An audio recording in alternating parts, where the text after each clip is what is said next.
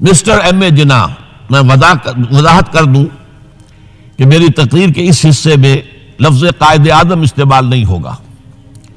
قائد اعظم وہ بعد میں بنے، ایک طویل عرصے تک وہ مسٹر ایم اے جناح تھے، اس کی میں کچھ تھوڑی سی تشریح ابھی آپ کے سامنے کر دوں گا۔ تو اس دور کے حوالے سے جب بات ہوگی تو میں مسٹر جناح یا مسٹر ایم اے جناح کہوں گا، قائد اعظم نہیں۔ تو دوسری طرف مسٹر ایم اے جناح تھے جو بیرسٹر تھے، وکیل تھے، اور ساتھ ہی ایک سیاسی کارکن بھی تھے۔ ان کی شخصیتوں کے بعض پہلو جو ہے بہت دلچسپ ہے، بہت مختصر میں ان کا اشارہ کر رہا ہوں۔ دونوں بہت ہی یوں سمجھیے کہ قریبی ہم عصر۔ علامہ اقبال جو ہے مسٹر جناح سے صرف 10.5 مہینے چھوٹے تھے۔ جناح صاحب کی پیدائش ہو رہی ہے 25 دسمبر 1876 کو، اور علامہ اقبال کی 9 نومبر 1877 کو، 10.5 مہینے کا فرق ہے۔ مقام جو ہے پیدائش کا اقبال کا تو طے ہے سیالکوٹ، اس میں کوئی اختلاف نہیں۔ جناح صاحب کے مقام پیدائش کے بارے میں اگرچہ عام طور پر کہا جاتا ہے کراچی، لیکن حیدرآباد سندھ میں یونیورسٹی کے ساتھ ملحق ہے انسٹیٹیوٹ آف سندھولوجی۔ وہاں کے محققین کا فیصلہ ہے اور تحقیق کے بعد کہ وہ جھرک ایک مقام ہے ٹھٹھا کے قریب، وہاں پیدائش ہوئی تھی۔ بہرحال اس مسئلے کو چھوڑ دیجئے، کوئی دلچسپی اس کی کوئی اہمیت نہیں ہے۔ ایک البتہ بات ذرا دلچسپی کی بھی ہے، علامہ اقبال کے بارے میں معلوم ہے ان کا پس منظر خاندانی جو تھا وہ کشمیری پنڈت، کوئی اختلاف نہیں۔ ایم اے جناح کے پس منظر کے بارے میں اختلاف، عام طور پر مشہور ہے کہ وہ اسماعیلی کھوجے تھے، لیکن مجھے ایک عجیب اقتباس ملا ہے۔ یہ 1964 میں آپ بیتی نمبر شائع کیا تھا ماہنامہ نقوش نے 1200 صفحے کا۔ اس میں تمام مشاہیر کی زندگی کے حالات ان کے اپنے تحریر سے یا اپنے قول کے حوالے سے بڑی خوبصورتی سے جمع کیے گئے۔ اس میں مسٹر جناح کا قول یہ ہے کہ میں اصل میں منگومری کے علاقے کے راجپوت ایک خاندان کی نسل سے ہوں۔ اس میں ان کا قول سنا دیتا ہوں، میرے پاس اس کی یہ فوٹو سٹیٹ موجود ہے۔ میں پنجابی راجپوت ہوں، کئی پشتیں گزری، میرے ایک جد کاٹھیا واڑ چلے گئے تھے، وہاں انہوں نے ایک خواجہ لڑکی سے شادی کر لی تھی اور انہی کے خاندان میں مل گئے تھے۔ اس وقت سے ہم لوگ کھوجوں میں شمار ہونے لگے۔ میرے وہ جد جو کاٹھیا واڑ چلے گئے تھے ضلع منگومری کے رہنے والے تھے۔ اب اس کا حوالہ کیا ہے؟ یہ بات قائد اعظم کے منہ سے اس وقت نکلی جب نواب صاحب باغپت نے کہا کہ آپ کا خاندان تو تجارت پیشہ ہے، پھر آپ میں یہ گھن گرج کہاں سے آئی؟ تو اس کے جواب میں قائد اعظم نے فرمایا کہ میں اصل میں اسماعیلی کھوجا نہیں ہوں، بلکہ میری رگوں میں جو خون ہے وہ راجپوت کا ہے۔ اور اس کے راوی ہے صغیر احمد عباسی، پرائیویٹ سیکریٹری نواب صاحب چھتاری۔ بہرحال یہ ایک دلچسپی کی بات تھی اور کوئی اہمیت اس کی خاص نہیں ہے۔ البتہ ایک اور بات جس کی اہمیت ہے، علامہ اقبال کے خاندانی اثرات میں مذہبی روح، مذہبی جذبہ جو ہے وہ بڑا گہرا تھا۔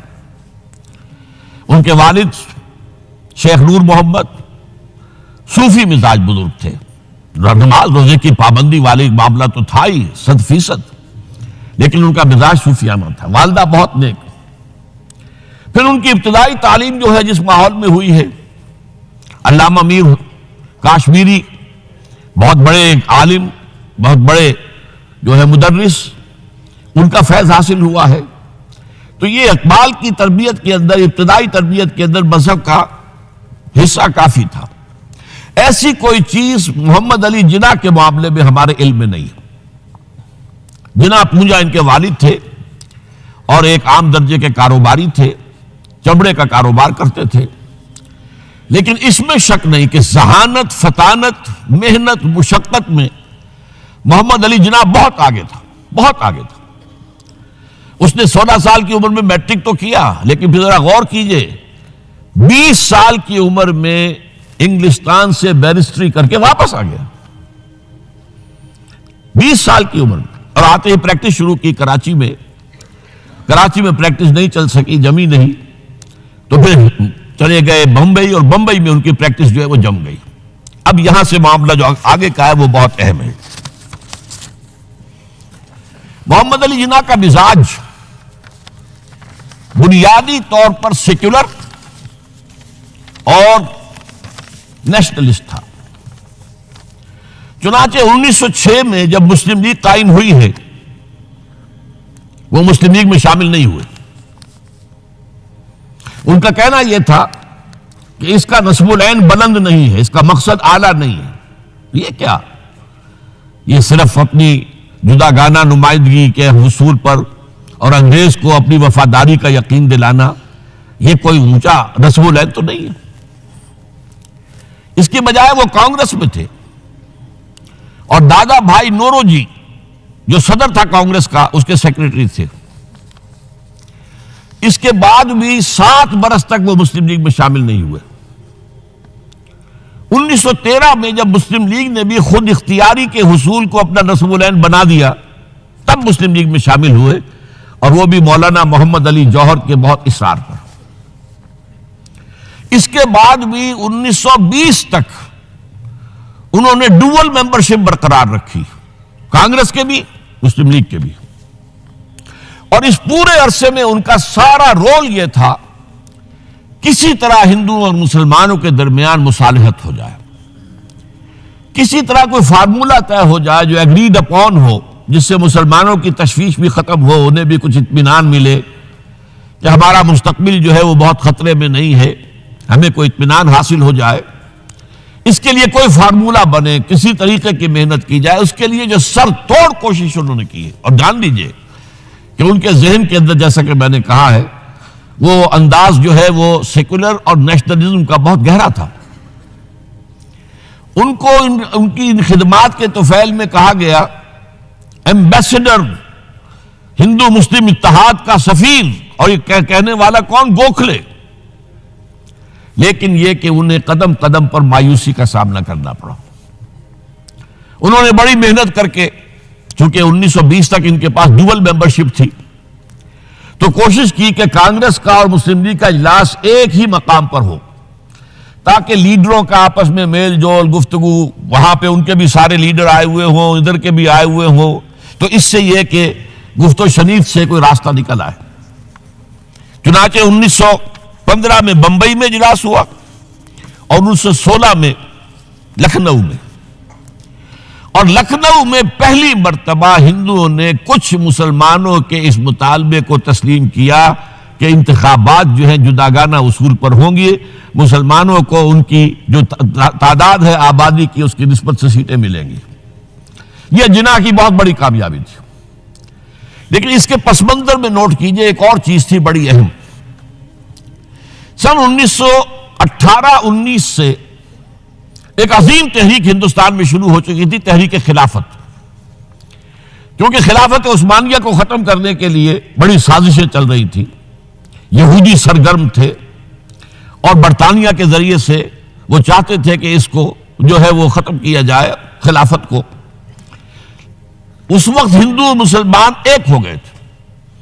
گاندھی خلافت کی تحریک میں شریک ہوا، حالانکہ کہاں گاندھی کہاں خلافت، کیا ان میں رشتہ کیا ہے، لیکن اسے اندازہ ہو گیا تھا کہ اگر ہم نے مسلمانوں کا ساتھ اس وقت نہیں دیا، جبکہ پورا ہندوستان گونج رہا تھا، بولی اماں محمد علی کی جان بیٹا خلافت پہ دے دو، ساتھ ہیں تیرے شوکت علی بھی جان بیٹا خلافت پہ دے دو، پورا ہندوستان، ایک عظیم تحریک تھی یہ، اس میں کوئی شک نہیں، بہت بڑی تحریک۔